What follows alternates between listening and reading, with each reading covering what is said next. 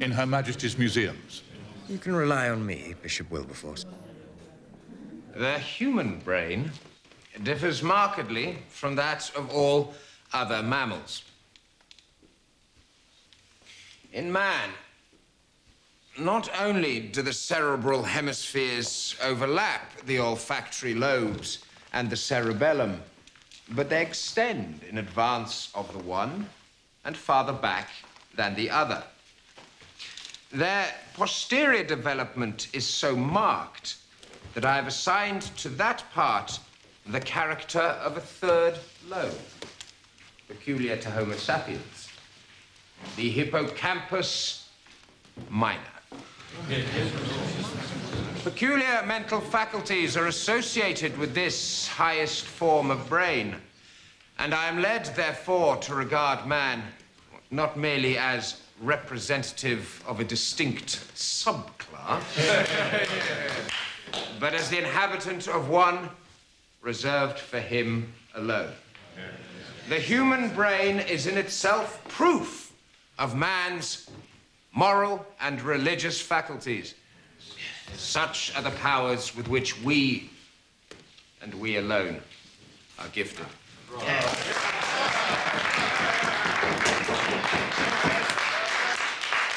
I wonder what a chimpanzee would have to say about that, Mr. Huxley.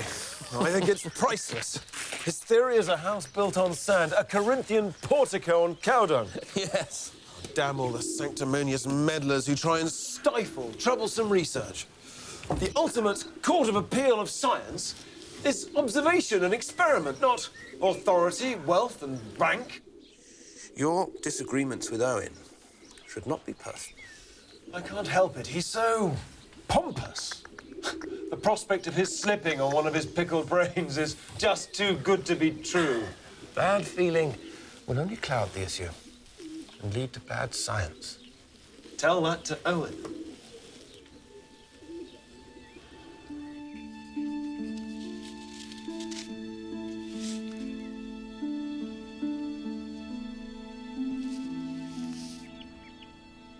Huxley's saying in public what you think in private. Charles, you've stalled long enough. You've collected enough barnacles to sink a ship of the line. Meanwhile, you're being upstaged. That's not important. My book is the thing. Once my work is done... Will it deal with man? It's too surrounded by prejudices. Well, whether it does or it doesn't, you must publish.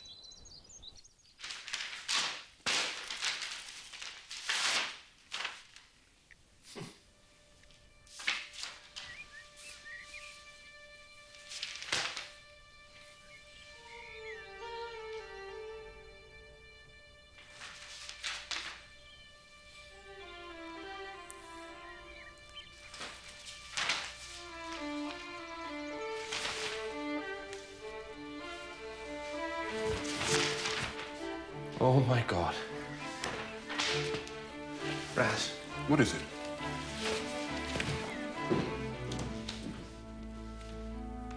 Who is Alfred Wallace? My dear Huxley. It's like a précis of my theory. All my originality, whatever it's worth, has been smashed. Had Wallace a copy of the essay I'd written in '44 in front of him, he couldn't have written a better short abstract. Variations being pushed further and further from parent species by a struggle for existence, overpopulation.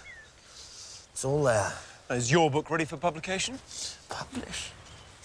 How can I publish honorably? I'd sooner burn the blasted thing than have him or anyone else think that I behaved in a paltry spirit. Then publish a joint paper, excerpts from your work along with Wallace's essay. And then you must prepare a manuscript for publication. Who knows, it may all be for the best. At last, we'll finally get to learn your views in full.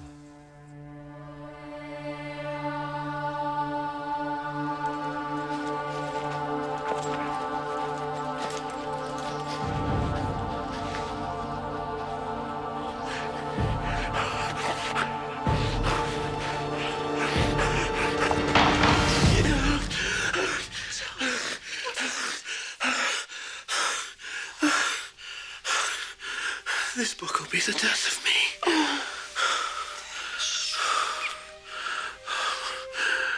What a miserable wretch I'd be without you near me.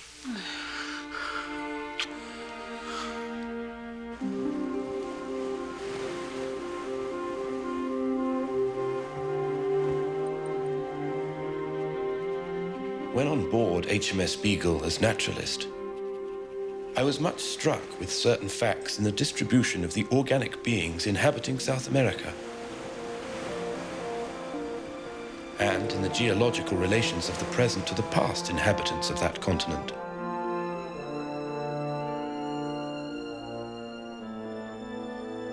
These facts seem to throw some light on the origin of species.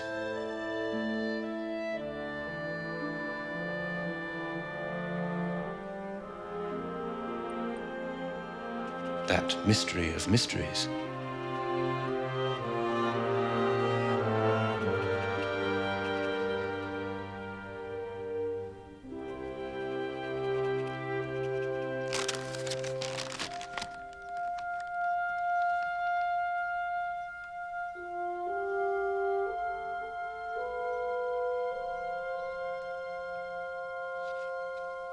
The Times is very positive.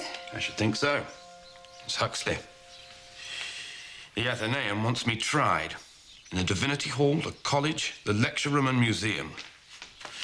My book is no more unorthodox than the subject demands. I don't discuss the origins of man. I don't discuss Genesis. Charles, don't be so naive. It's clear you think man is no exception.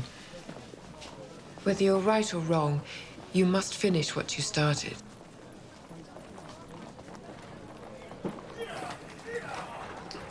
Darwin! Darwin! Ah, Owen. How dare you? How dare you paint me as reactionary? Oh, I didn't paint you as How dare you reactionary. put my name with the defenders of immutability? Is my concept of the ordained continuous becoming of living things to be ignored? But what does it mean? I don't know what it means. It means animals appearing out of thin air. Not at all.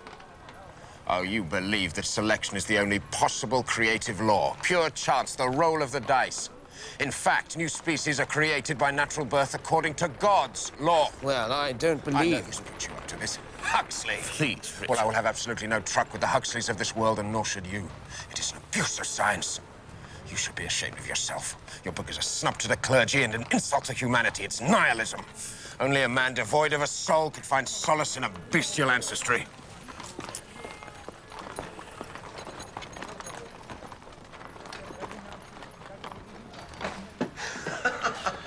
Well, it's as respectable to be modified monkey as modified dirt. Huxley, please. No, I think it's splendid. Old ladies of both sexes say it's a dangerous book. Splendid. Don't worry. I'll deal with him. I'm sharpening my beak and claws in readiness.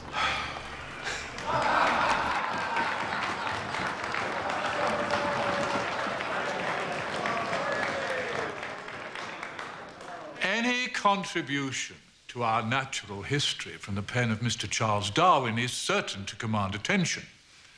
His latest publication, The Origin of Species, is manifestly regarded by him as the opus upon which his future fame is to rest.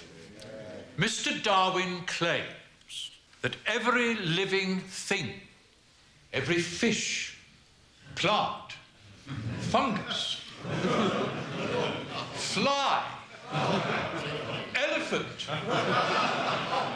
man, turnip, are all equally the lineal descendants of the same common ancestor. Such a notion is absolutely incompatible with the Word of God. Man was made in the image of God and redeemed by the eternal Son.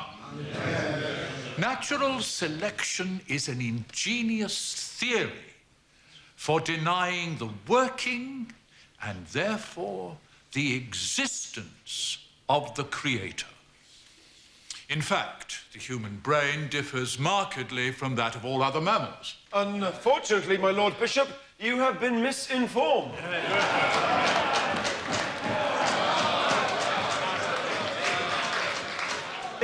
we are unprejudiced judges, we have to admit that there is as little interval as animals between the gorilla and the man as there is between the gorilla and the baboon. It is speech alone and not some spiritual gift that makes man a reasonable being. That is the source of our unlimited intellectual progress, but that does not disguise the fact that to the very root and foundation of his nature, man is one with the rest of the organic world. No one who has ever dissected the brain of an ape agrees with Professor Owen. His findings are wrong. I can only assume that Professor Owen's brain must have shrunk in the pickling jar. I meant, of course, the chimpanzee's brains he had examined. Oh, Lord. It was then that God delivered Wilberforce into my hands.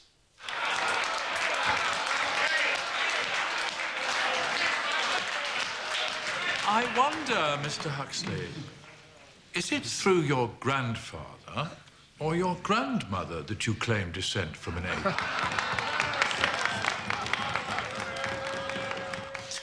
I stood up, very quiet, very grave, and said my say with perfect good temper.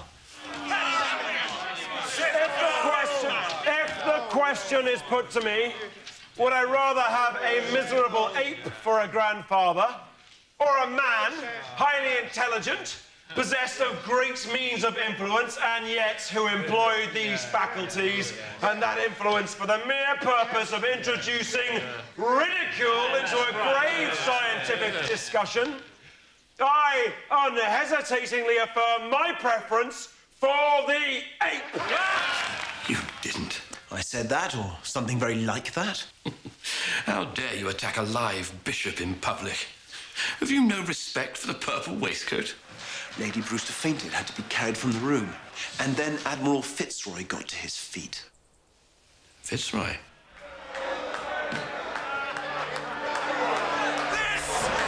Believe in this! Believe in God, not man! Oh, my.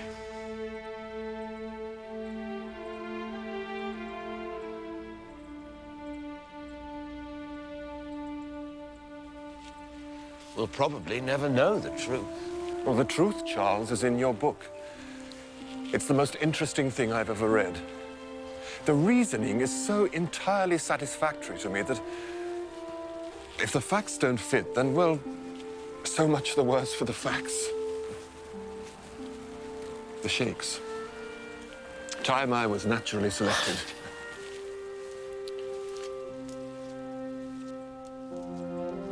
For more than a century, people have often thought that the conclusion to draw from Darwin's vision is that Homo sapiens, our species, that we're just animals too, we're just mammals, that there is nothing morally special about us. I myself don't think this follows at all from Darwin's vision, but it is certainly the received view in many quarters. Ever since The Origin of Species was published, strict believers in biblical creation have attacked Darwin's vision.